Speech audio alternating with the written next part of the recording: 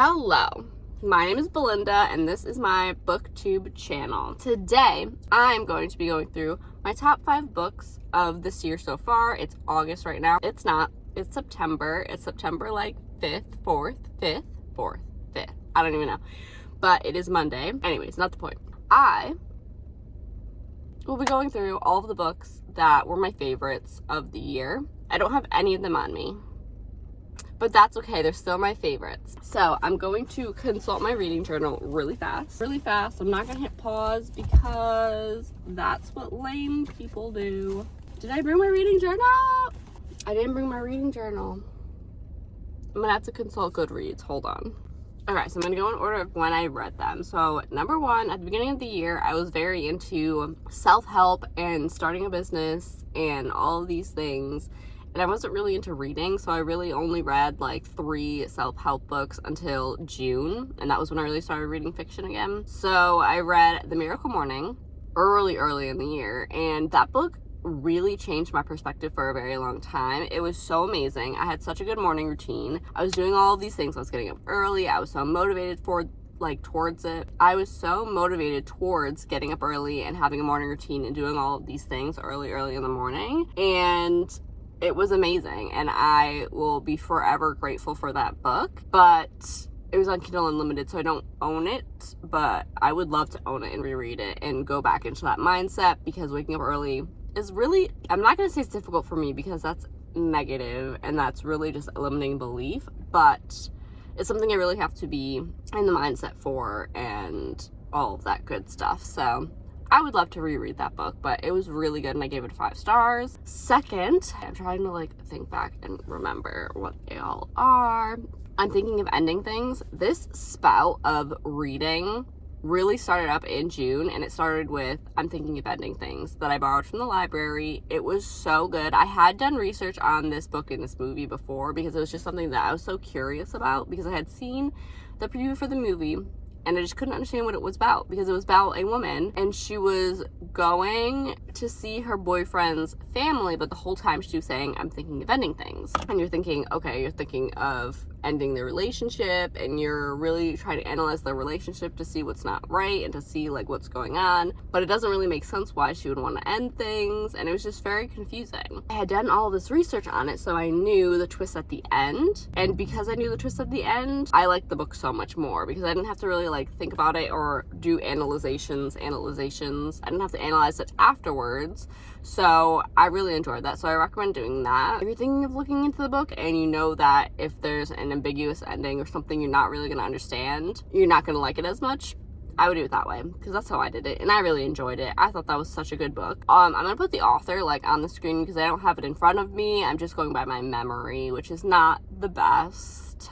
Then Female of the Species by Mindy McGinnis. I remember her name.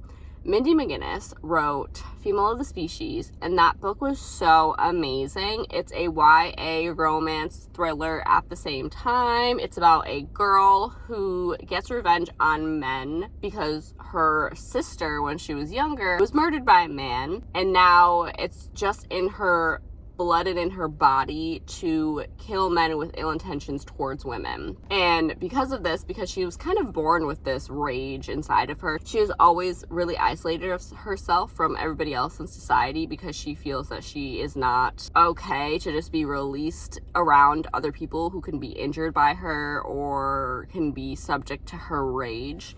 She doesn't have any friends. She's never really talked to anybody. She doesn't really know what's happening around her ever. She just kind of sticks her head in a book and doesn't look up. So she finally gets a friend and a boyfriend right before she leaves for college, and it's about them kind of unearthing this girl that's been around them their whole lives, but they've never really known, and she's never really known any of them. And it's almost like she's a new girl in the school, but she's not. She's been there the whole time. And it's very interesting, and things just happen back to back to back to back, and it's so fast-paced and good. It talks about just how women are treated in society. It's talked about taking revenge and taking the law into your own hands. It's just so good, and I really enjoyed it. Obviously, it's on my top 5 of the year list, but I recommend everybody read this. It was amazing, and it's YA, but honestly, it was written as if it was for adults in my mind. it could have very easily been written for adults. So then so that was 3. So 4 is Red, White, and Royal Blue by, Red, White, and Royal Blue, which is a romance novel about the son of the American president falling in love with the Prince of England, and basically all of the turmoil that happens after they fall in love. And it is so good. It's enemies to romance, and honestly, some of the best characters that I've ever read. They were so well rounded. They had such distinct, beautiful voices, and I enjoyed it immensely. There's a lot of politics in it, but as somebody who isn't really into politics, I very much enjoyed this. At the end, there's an election. I don't think that's a spoiler, because that's like the whole point of the book, is that there's an election at the end. So I was like emotional about this election, and I think that just speaks for itself. Like, that is how good this book was. Highly recommend that one, and that's being turned into an Amazon movie, and I'm going to watch the movie. I know people are mad about the way it's cast and the way it was cast, and they don't really think it's gonna be good, but I don't care, because it's gonna be great.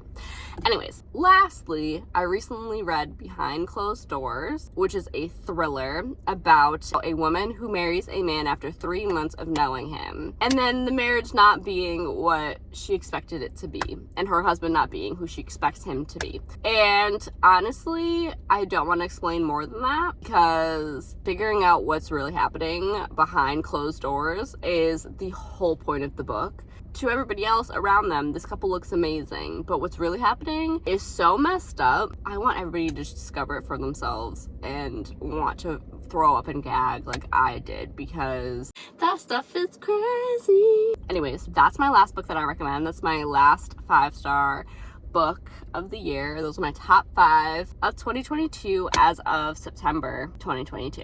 I highly recommend all those books. If you see them, get them. It's worth it. I very much loved all of those books, and I had such a great time reading them. Most of them were this past month books. I had a really good reading month last month, and that's fine. And all of them were brought to you by my local library. Pretty much all of them, except for 2, but I could have gotten them from the library. Those are my top 5 books so far of the year.